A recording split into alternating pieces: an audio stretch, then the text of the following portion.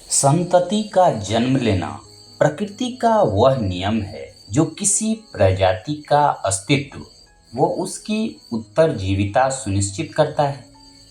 यह नियम वनस्पतियों, जीव जंतुओं और मानव जाति पर समान रूप से लागू होता है। मानवों के अलावा सभी जीवों की संतानें प्रकृति द्वारा दी गई व्यवस्था के अनुसार ही बड़ी होती हैं। वह इसके बाद स्वतंत्र रूप से इस ब्रह्मांड का हिस्सा बन जाती है। परंतु गौरतलब है कि कालांतर में मानव जाति में पनपी स्वार्थ, लालच और अहंकार की प्रवृत्तियों ने उनकी संततियों के सहज विकास को बाधित किया है। तो चलिए आज की वीडियो की यहाँ पे हम शुरुआत करते हैं खलील जिब्रान की एक पंक्ति के साथ। तुम्हारे बच्चे तुम्हारे नहीं हैं, वे स्वयं में जीवन की लालसा के पुत्र व पुत्रियां हैं। वे तुम्हारे माध्यम से आए हैं, तुमसे नहीं, और वे तुम्हारे साथ रहते हैं, फिर भी तुम्हारे नहीं हैं। तो चलिए इन्हीं पंक्ति के साथ वीडियो में आगे बात करते हैं। हमारे बच्चे हमारे नहीं हैं, वे हमारे माध्यम से इस संसार में आए हैं। खलील जिब्रान की यह उक्ति पेरेंटिंग के लिए ब्रह्म वाक्य है, बशर्ते इसे सही रूप से समझा जाए और आत्मसात किया जाए। लेकिन आम तौर पर इंसान अपने बच्चों को अपनी अतृप्त इच्छाओं को पूरा करने का निमित्त मानने लगता है। कहते भी हैं कि हम जो लक्ष्य नहीं पा सके, हमारे बच्चे वह पाकर दिखाएंगे। इसके लिए पालन पोषण को एक अहरनिश मुहिम बना दिया जाता है। चूँकि मानव मस्तिष्क गुण और दुर्गुण दोनों को अपना लेता है और उसी के अनुसार उसका व्यक्तित्व निर्धारण भी होता है। इसलिए एक बच्चे को खूबसूरत इंसान बनाने के लिए पेरेंटिंग बहुत महत्वपूर्ण कला है। मगर दुर्भाग्य है कि ज़्यादातर माँ बाप पेरेंटिंग का अर्थ समझते हैं बच्चों को पढ़ा लिखा कर एक अच्छी नौकरी के योग्य बना देना। तो चलिए यदि वीडियो के अगले सेगमेंट में यदि हम बात करें बच्चों में बढ़ते अवसाद की समस्या के बारे में, तो आजकल अखबार खोलते ही तमाम दुखी कर देने वाली खबरों में सबसे ज़्यादा दिल दुखाती है स्कूल और कॉलेजों में पढ़ने वाले विद्यार्थियों की आत्महत्या की खबरें। ऐसा कोई दिन नहीं जब कोई न कोई ऐसी खबरें पढ़ने को न मिले। खेलने कूदने और तमाम चिंताओं से मुक्त इस उम्र को तनाव और अवसाद का अर्थ भी पता नहीं होना चाहिए था। किंतु यह भयावह है कि बच्चे इस उम्र में अवसादग्रस्त होकर मौत को गले लगा रहे हैं और छात्र छात्राओं के बीच खुदकुशी के आंकड़े प्रतिवर्ष बढ़ रहे हैं। इस उम्र के बच्चों में अवसाद का एक प्रमुख कारण है परीक्षाओं में बहुत अच्छा प्रदर्शन करने व बहुत अच्छे नंबर लाने का दबाव, जो कि माता पिता, स्कूल और समाज तीनों तरफ से लगातार बना रहता है। इस दबाव के चलते बच्चे का कम नंबर आना या फेल हो जाना इतनी शर्मिंदगी का कारण बन जाता है कि उसे इस दुनिया में रहना ही बेईमानी लगने लगती है। और ऐसे में पहले से हताश बच्चे को डांटकर, मजाक उड़ाकर, नीचा दिखाकर परिवार व समाज उसे गहरे अवसाद और शर्म में धकेल देता है। यदि वीडियो के अगले सेगमेंट के अंदर बात करें अपना रास्ता, उसे खुद तलाशने दो। मुझे समझ नहीं आता कि कब और कैसे जीवन का उद्देश्य सिर्फ एक बड़ी सैलरी पैकेज प्राप्त करना बन गया। सफलता का अर्थ किसी कंपनी में बड़ी नौकरी अथवा डॉक्टर या इंजीनियर बन जाना हरगिज नहीं होता। सफलता की यह भ्रामक परिभाषा दुनिया में भौतिक इच्छाओं की रेस में भागते हुए असंतुष्ट नौजवान पैदा कर रही है, जबकि जीवन का मूल व महान उद्देश्य है अपने मन की सहज आनंद की अवस्था के साथ इस संसार को और सुंदर बनाने में हम अपना योगदान किस प्रकार से दे सकते हैं। मैं ऐसे माँ बाप को कहीं नहीं देखता हूँ जो अपने बच्चों को यह सिखाते हो कि हर हाल में खुश कैसे रहा जाए, जो कि सबसे जरूरी शिक्षा है। जिसने अपने बच्चों को खुश रहने की कला सिखा दी, उसने अपने बच्चों को जीवन का सबसे बड़ा उपहार दे दिया। पेरेंटिंग दरअसल ऐसी होनी चाहिए जिसमें अपने बच्चों के व्यक्तित्व में सकारात्मक नजरिया का समावेशन किया जा सके, उसे अच्छे बुरे सही गलत का भेद करना सिखा सके, उसे शिक्षा का असली महत्व सिखाया जा सके और इन सब से ऊपर अपने जीवन के फैसले खुद लेने लायक विवेकशील बनाया जा सके। उसके बाद उसे छोड़ दिया जाए मुक्त आकाश में उड़ान भरने के लिए। अपने रास्ते वह खुद तलाश लेगा। यदि आगे बात करें कि उसे खुश रहना कैसे सिखाया जा सकता है, तो मैं कुछ माह पहले ही एक ऐसी अनोखी माँ से मिला जिसने बताया कि मेरा बच्चा क्लास की परीक्षा में बीच के किसी स्थान पर आता है, पर वह खूब खेलता है, खूब किताबें पढ़ता है और जानवरों व पंछियों से खूब प्रेम करता है। वह स्कूल की पढ़ाई में बहुत अच्छा नहीं है, मगर वह पेंटिंग में मास्टर है। मैंने उससे कभी नहीं कहा कि तुम्हें क्लास में प्रथम ही आना है। अगर अपनी अकादमिक पढ़ाई में औसत बुद्धि के हिसाब से भी वह क्लर्क भी बने तो मुझे कोई समस्या नहीं। मैं इतना जानता हूँ कि वह क्लर्क बनकर भी बेहद खुश रहेगा। दरअसल मैं उसे खुश रहना सिखा रहा हूँ। मैं उसे सिखा रहा हूँ कि मेहनत का कोई काम छोटा नहीं होता और ज़्यादा पैसे ज़्यादा खुश रहने की शर्त कतई भी नहीं है।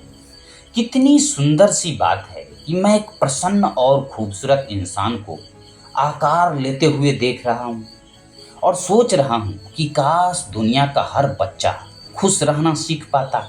वह जान पाता कि धन और सत्ता के अलावा भी आनंद की अनुभूति एक बड़ी उपलब्धि की तरह मनुष्य की जिंदगी को संवारती है।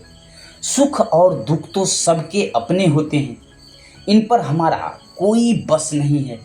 हमारा बस है तो सिर्फ हमारी मनस्थिति पर, और संभवतः कहें तो उस पर भी नहीं। बच्चों को जानना चाहिए कि असली खुशी का अर्थ आखिर क्या होता है, और यह भी उन्हें पता हो कि यह कहीं बाहर से नहीं आती, वरन यह हमारे अंदर ही होती है।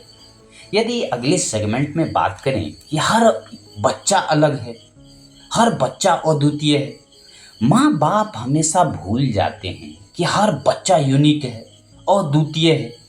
वह अपनी विशेषताएं, अपना स्वभाव एवं अपने विशिष्ट गुण लेकर पैदा हुआ है। उसकी अपनी रुचियां, अपनी प्रतिभाएं हैं। दूसरों से तुलना करना अर्थात बच्चे की विशिष्टता को खत्म कर देना है। यह ठीक ऐसे ही है जैसे गोरैया को कहा जाए कि उसे बिल्कुल बया की तरह घोंसला बनाना है, जबकि ऐसा यह होना चाहिए कि एक बच्चा अपने स्वभाव और अपनी सहज रुचियों के साथ बड़ा हो। उसे उसकी प्रतिभाओं को विकसित करने के लिए प्रोत्साहित किया जाए। उसे प्रकृति के प्रति कृतज्ञ होना सिखाया जाए।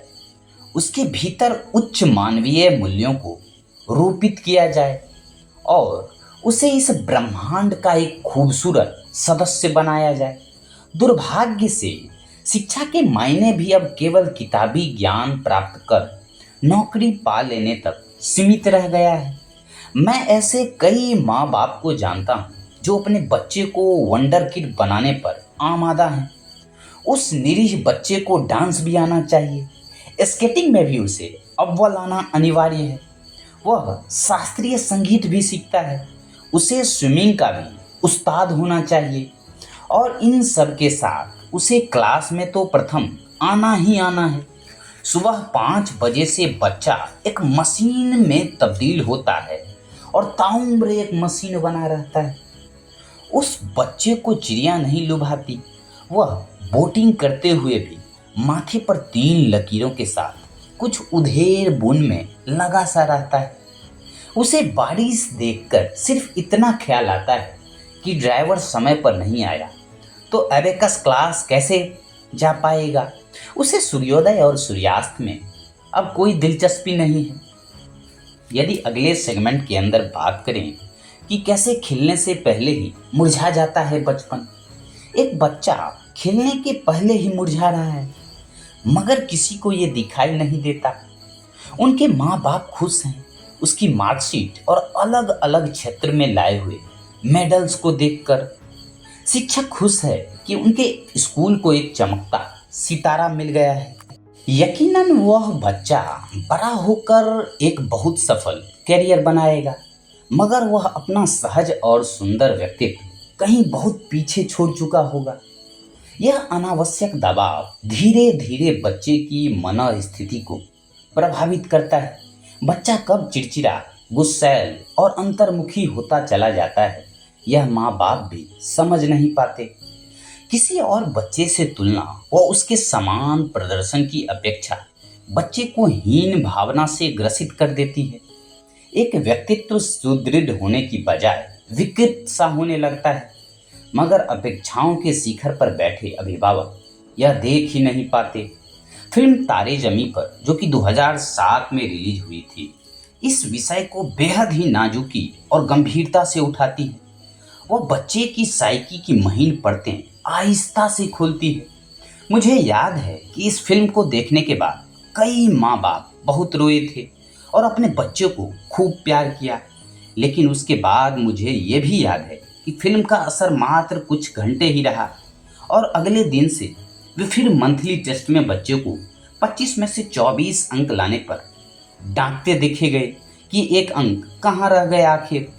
जिन अंकों के लिए बच्चे को शाबाशी मिलने चाहिए थी, उन अंकों पर वह अपराधी की तरह सर झुकाए खड़ा था।